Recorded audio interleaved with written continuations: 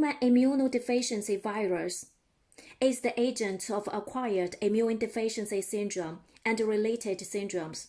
HIV is commonly transmitted during the birth or in the mother's milk during the breastfeeding. Infants infected perinatally with HIV may seem healthy at birth, but they usually develop AIDS by the time they are 3 years old.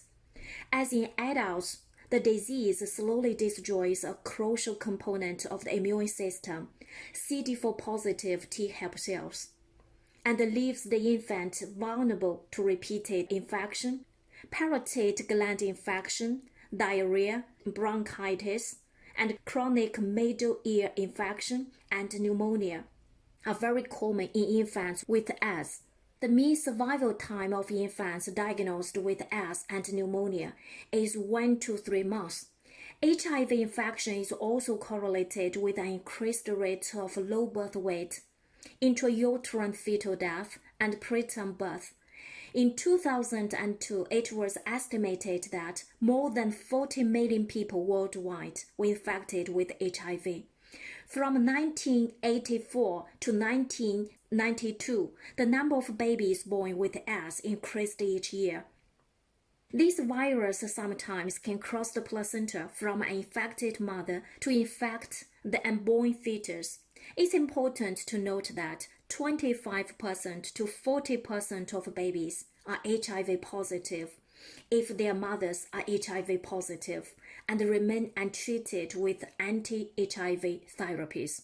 But between 1992 to 1996, the number of such babies declined by 43%. This reduction occurred because of a number of factors, including enhanced prenatal care, HIV testing before or during the pregnancy, and administration of antiretroviral drugs to HIV-positive women during the pregnancy and at delivery, as well as postnatal treatment with the same drugs of babies born to HIV-positive women. Much progress has been made in preventing the transmission of HIV from an infected mother to her infant. Remarkably, even a single dose of non-nucleoside reverse transcriptase inhibitor, when administered during the labor and to an infant shortly after birth, can reduce vertical transmission by 50%.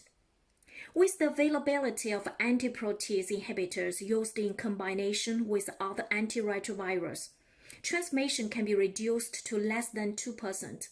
In spite of these advances, it's estimated that nearly 1,600 infants are still being infected with HIV perinatally worldwide. Thus, understanding the risk factors associated with mother-to-infant transmission remains critically important for the development of improved strategies for the prevention of vertical transmission. Factors that have previously been shown to increase the risk of mother-to-infant transmission include advanced HIV-related illness, low CD4 positive lymphocyte counts, high HIV viral load, the presence of the sexually transmitted diseases, viral phenotype, prolonged rupture of the amniotic membranes, and absence of the maternal autologous neutralizing antibody. However, even at the highest viral loads, no more than half of the exposed infants become infected with HIV. Moreover, considerable data support that greater than 2/3 of non-breast milk-related transmission occurs during the labor in the intrapartum period. Thus, the placenta, as well as other factors, must be important in preventing in utero transmission. LEAF, a member of the interleukin-6 cytokine family, maintains the pluripotency of embryonic stem cells in vitro, and the LEAF knockout mice are able to implant blastocysts, resulting in infertility. The receptor for LEAF is thought to play a role in the trophoblast growth and differentiation in the human placenta. Patterson found that the level of LEAF mRNA and presence of LEAF protein expressing cells was significantly greater in non-transmitting mothers compared with transmitters. And here shows dose-dependent inhibition of HIV infection by leaf. Polyclonal anti-leaf antibodies increased infection of the placenta organ culture relative to the untreated control. And here shows representative laser confocal images and demonstrate numerous infected cells, confirming infection of the organ culture in the absence of the leaf. Although the findings are provocative, how leaf affects transmission of HIV is unclear. Leaf must be administered to susceptible cells prior to infection.